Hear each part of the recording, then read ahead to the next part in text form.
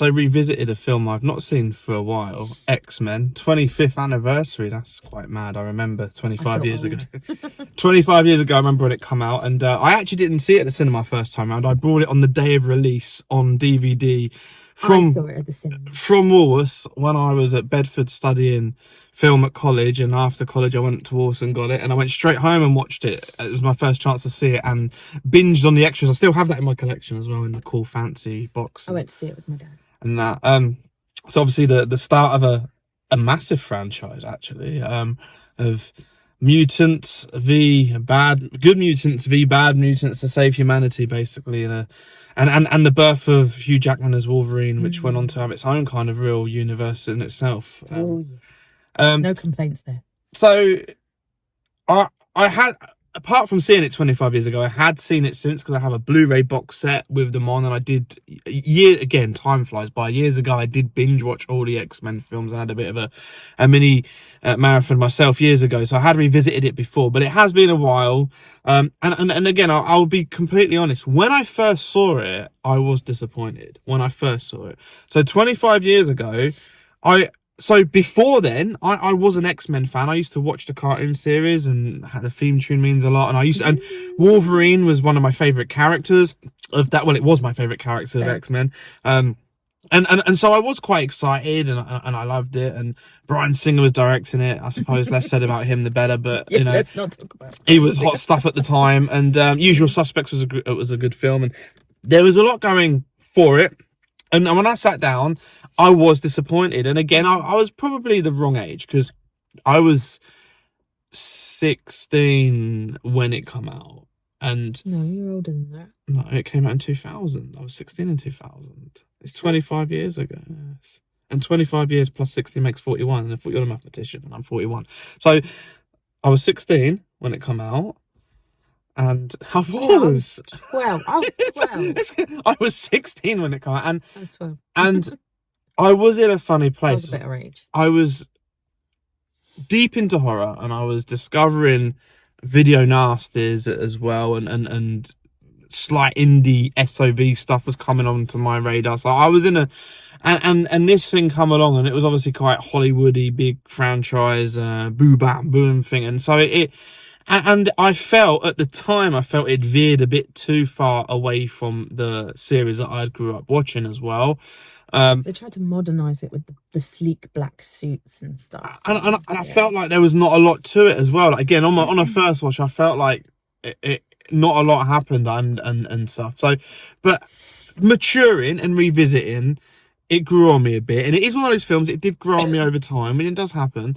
And tonight, I enjoyed it. Like, you know, I do think better of it than I did when it first came out. I don't have loads of issues with it, actually, considering stuff that's come out since and where Marvel films have gone and that. I actually think it holds up all right, because we were saying earlier, it is actually quite dark and gritty, which I like.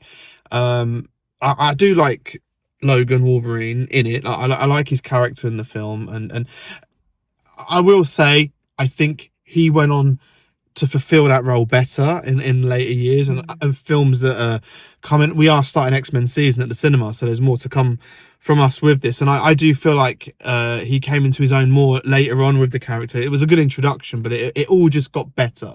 But as a starting point, things that don't, you know, I'll let you say, like, I think Toad is pretty crap in the film. I do think he's crap. I think Sabretooth is pretty crap. It's just like, walking around. There's not a lot to it. And that doesn't make a lot of sense in the franchise when you think back that Sabretooth is his brother as well. Well, yeah, that's a questionable plot point there. When you watch these films, related. And they obviously, with filmmakers, when they go, we're going to do prequels, or we're going to do this, we're going to do that, then actually looking at that film, there's no acknowledgement of them being brothers at all in that film. The reason Toad just seems really cheesy and silly. He's like there's a scene where he's like going, it's just stupid and goofy, and that's that little goofy stuff annoys me a bit. but no, it is, you know. I like Cyclops and Logan's dynamic. That makes me laugh. That's good humour. Yeah. Like that those characters gel well for me. That's banter. The testosterone is really flowing between them too. I do like Magneto. I think Ian McKellen's really good as Magneto. Fantastic Magneto, yeah. I do just want to bring something up. I know people go, ooh, people would be like, just truthfully for a minute. Magneto has a metal helmet to stop Xavier getting into his head.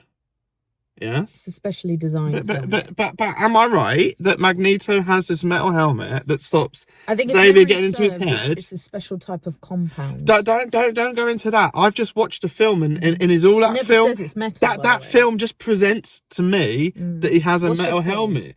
Well, Logan's metal. How does he get into his head? Oh no, his whole head isn't metal. He has metal grafted to his bone. Yeah, he's right.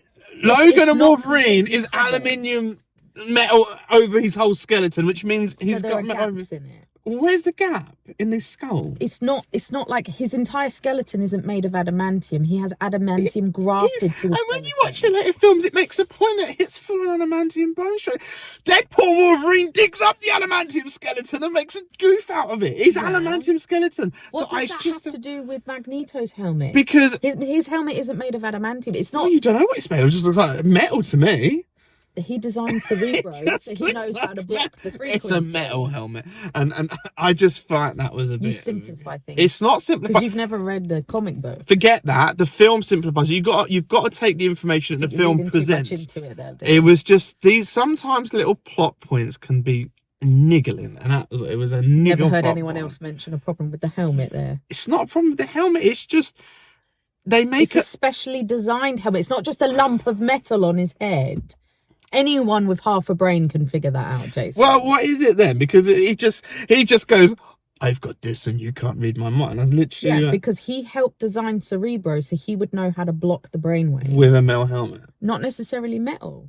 It's probably some kind of compound. Kind of what it's I'm sure the guy's made a machine that spouts radiation that turns people into mutants. I think he could figure out a helmet. But that's broke. It doesn't work properly, does it? Well, spoilers if you haven't seen it. It's been 25 years. You probably should have seen it by now. But no, I got off track. I knew it'd wind you up, but it's true to me. It's true. But no, but it's I like it. I like it. It's in a world where we're overpopulated by superhero films now, that's not a bad one.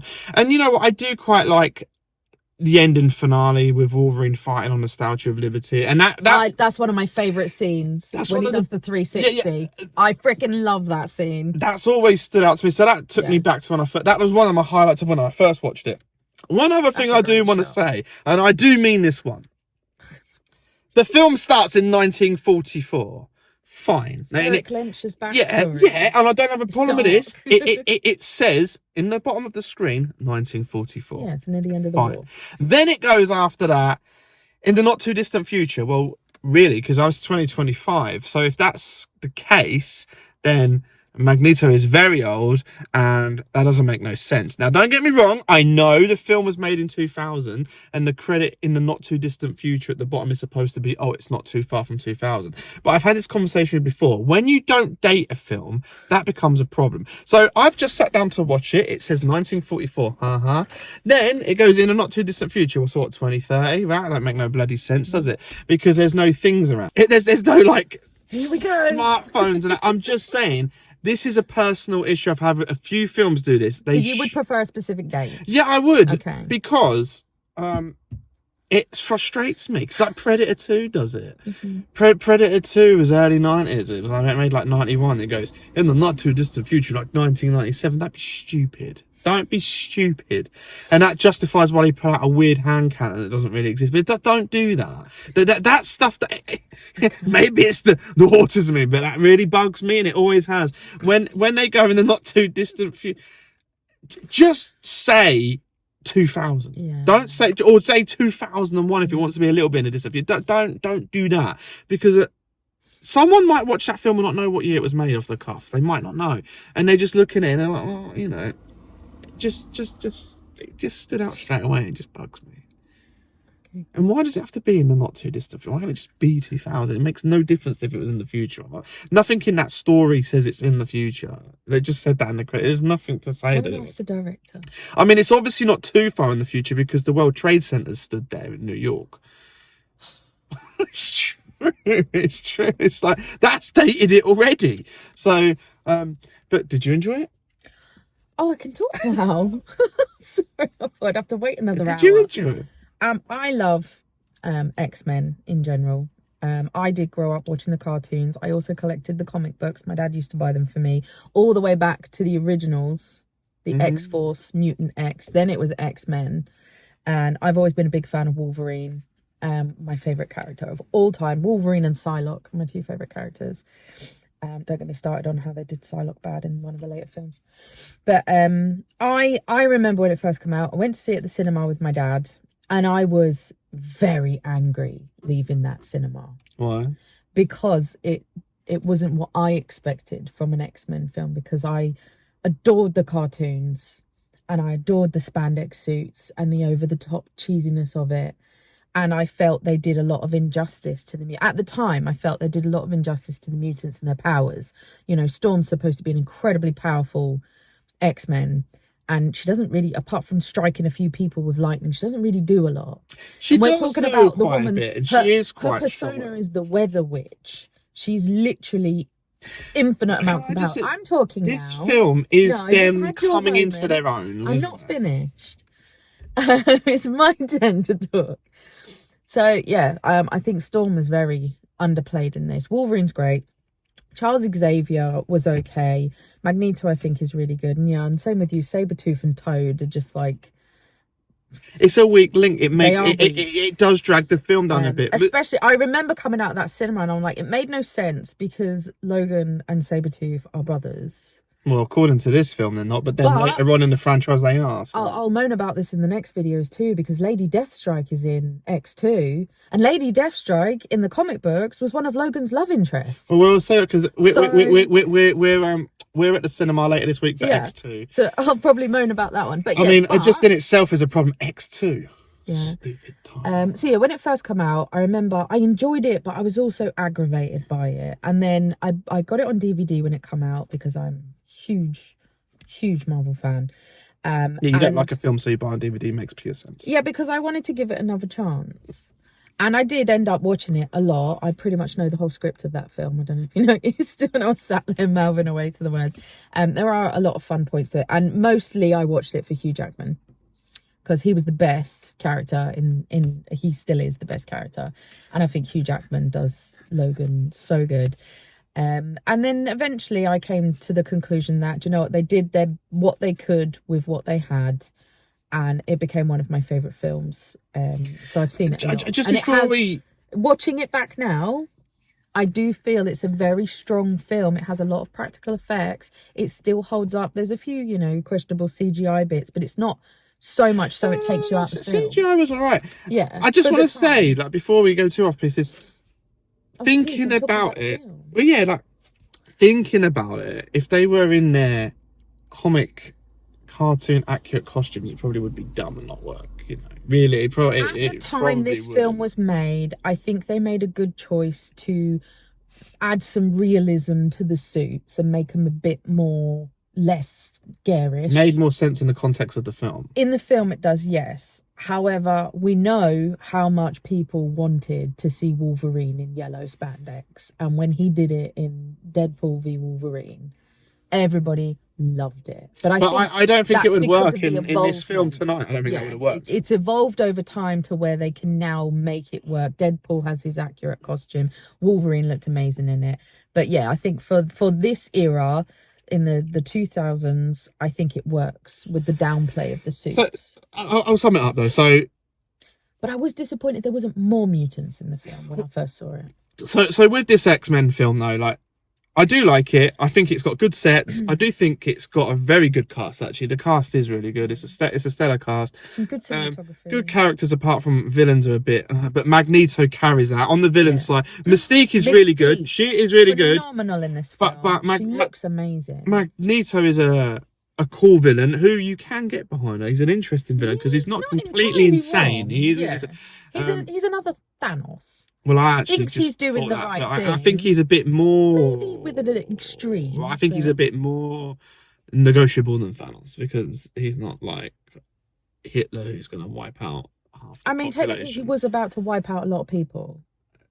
Yeah, but he didn't think he was. He thought, again, spoilers. I don't think he Spoilers. cared. He thought he was bringing out their inner mutant. He didn't actually think they were going to die. He didn't believe that. He thinks that was Xavier playing these tricks. Anyway, but we can talk about this for a long time. I was just saying that. Like, it is a good film. Like, it's well shot. It's well edited. There isn't loads of gripes. I've just got silly little gripes of, like, the years. And I said some characters, I just feel like the villain side was a bit of a weaker area. But Rogue is weak. But I thought Rogue was right. The thing is, the X-Men's okay, but the film, again, is carried by Hugh Jackman and Wolverine. That character carries that film. The problem, if you do take Wolverine out, it's actually quite a weak film. Yeah. I mean, Patrick Stewart, I'm not mentioning. He's good. He's always good, though. He's good in everything. He's good as Xavier. So yes, it was an enjoyable watch that I do give more credit to over time. It is a film that's grown on me, and if you haven't watched X-Men, then you should actually probably go and check that out, because it's better than more modern day Marvel films, in my opinion. Yeah. X.